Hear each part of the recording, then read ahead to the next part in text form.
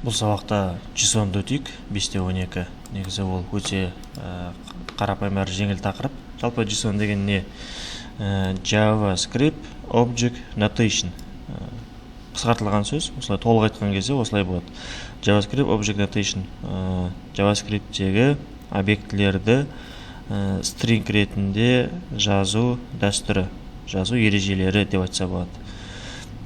Енді ол не үшін керек? Ол бізге клиент пен сервердің арасын байланыстыру керек.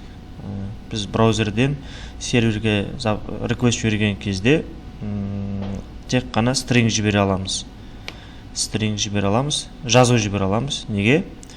Өйткені жалпы біздің сөйлесіп отқан протоколымыз, сайттардың протоколы HTTP ғой.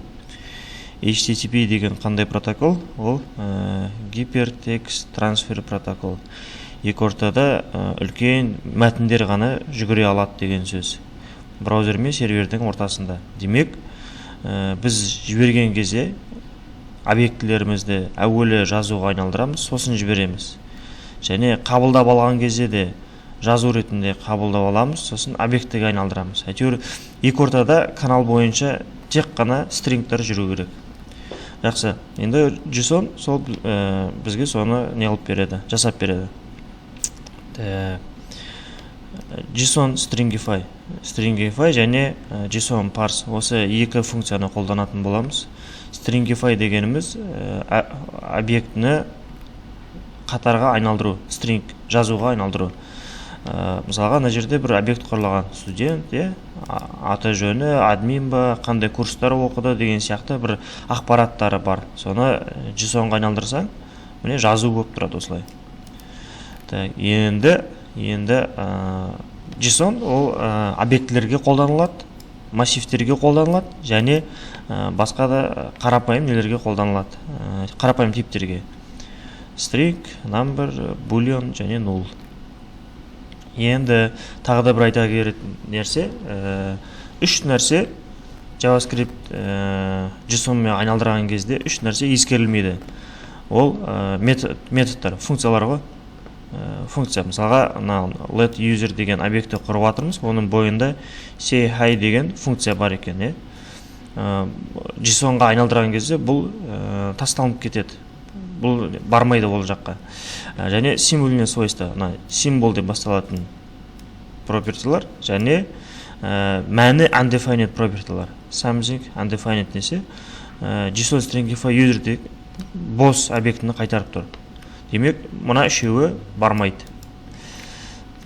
Енді басқа айтатын тағы не бар? Енді мына жерде форматирование туралы айтқан. JSON Stringify деген кезде optional тағы да аргументтер бар. Replacer және space деген. Space мысалға 2 деп берсеңіз, екінші деңгейдегі нелер бір қатар алдыға жылжиды. Мына жерде күшті көрсеткен мысалы, қараңыздар. Бұл жерде дұрыс көрсетпеген. Басқасын көрейік. Мен консолда өзім көрсете салайын. Консолда көрсете салайын.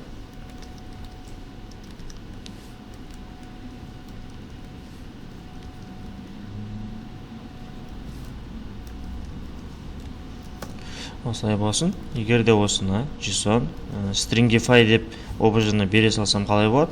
Міне барлығы бір қатарда тұр. Егер де оны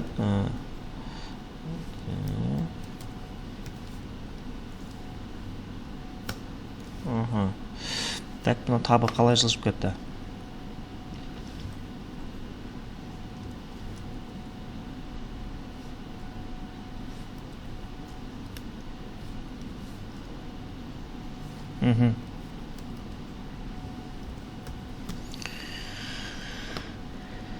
Негізі екінші қатарларға түсіп тұру керек еді.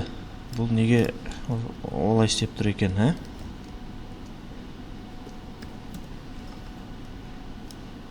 консолға шығарған кезде бұлай жаңа қатар дегенді new line деп қана беріп жатыр екен да маған. Ал бұлай алертке шығарған кезде көрініп тұр мына жерде. Объекті ашылды. Оның ішінде A деген свойства бар. Оның ішіндегі свойствалар сәл алдыға жылжып тұр. Егер сіздерге көрінбей жатқан болса, аны үлкейтейін. 2 емес 4 қылып көрейік. кішкене кеңірек жылжи бастады. Әлде де үлкейтсек болады. 4 емес, 8 қылайық. Міне.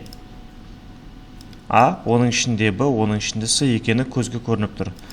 Түсінікті ғана жерде JSON stringify 3 нені қабылдайды? Мәнінді қабылдайды. Нені JSON-ға айналдыру керек? Replacer, андай неге отыратын? Replace жасап отыратын. Және space, жаңа левелға келген кезде қанша space онға жылжу керек, соны білдіреді. Так, енді JSON parse-ға барайық. JSON parse дегеніміз ол керісінше. Так, мұнда бізде string пайда болды ғой. Const string тең осылай болсын. String десек, міне жазу былай тұр. Енді осыдан қайтадан JSON шығарып көрейік. JSON parse. Енді оны ашып қарасақ, А ішінде Б, оның ішінде С бар.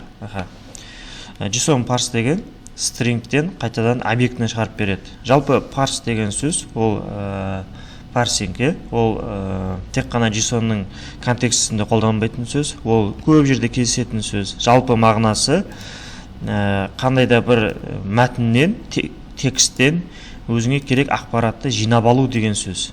Парс деген.